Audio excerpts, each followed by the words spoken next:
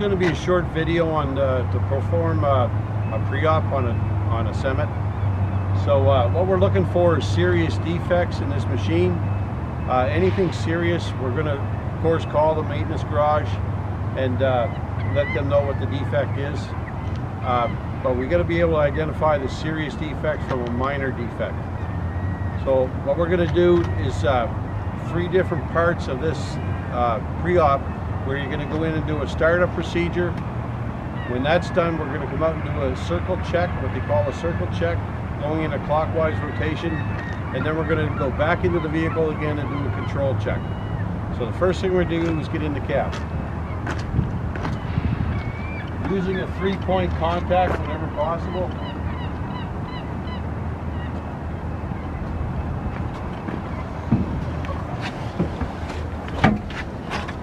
Okay, we're in the cab now.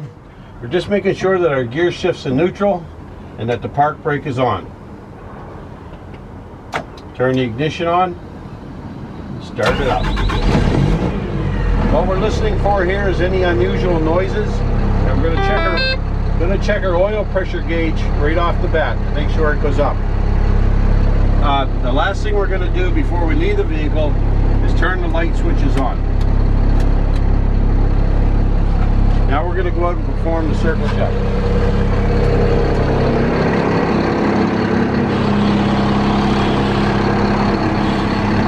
We're going to start the left side of the vehicle. We're going to check the window condition, the mirror condition, make sure nothing's loose, condition of the step, needed.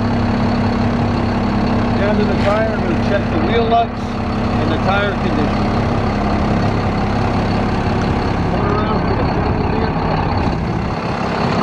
Check to see that all our lights are on, the windshield's in good condition, and the wiper plate's in good condition. Looking for any serious defects now, any major leaks under the vehicle. Over to the right side, checking for the post, hold the mirror on, condition of the mirrors. Making sure that the door is locked for the engine compartment. Tire condition here. Wheel nuts. Moving on, we're checking the exhaust. Condition of the exhaust.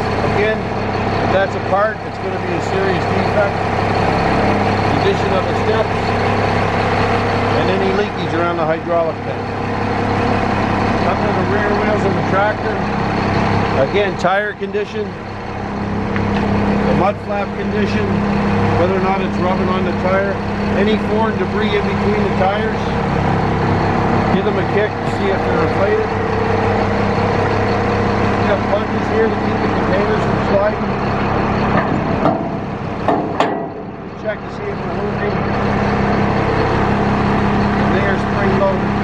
Coming down to the right side of the trailer, we're looking for any fresh body damage on the trailer. Here we do have some. Is it a serious defect? No.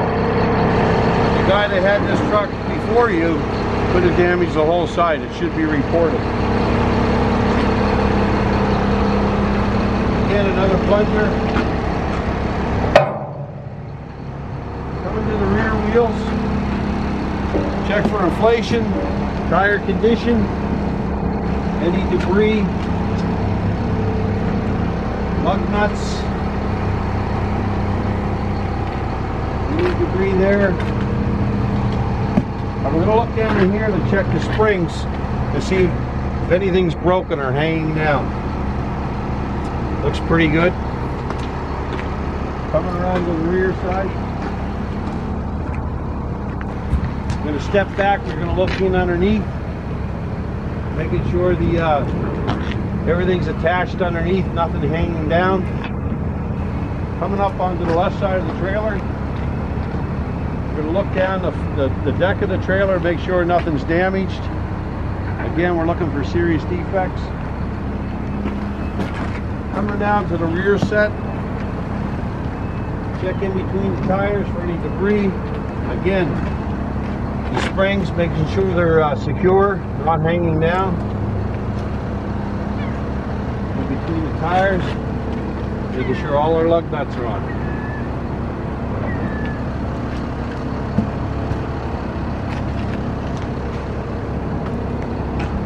Have a plunger. Any fresh body damage on this side of the trailer. Get up now back to the tractor. Looking for the mud flap condition. Overall condition of the tires. Making sure the wheel lugs are all on. Right back to where we got off. And we've got the fuel tank. Looking for any major leaks around the fuel tank. Now we're going to get back up into the vehicle and do a control check.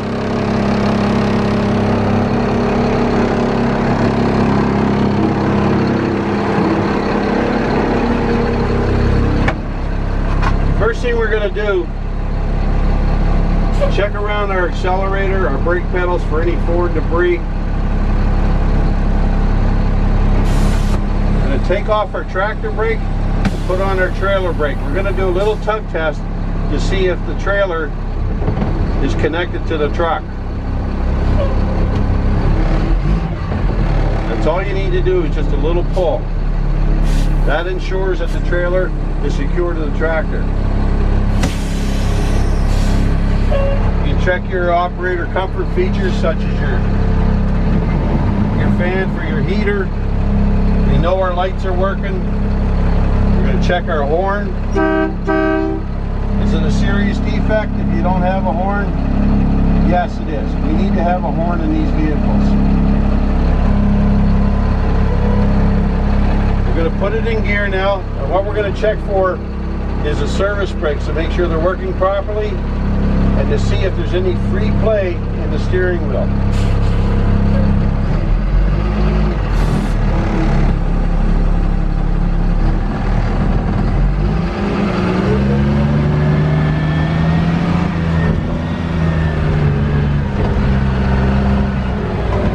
Check our service brakes.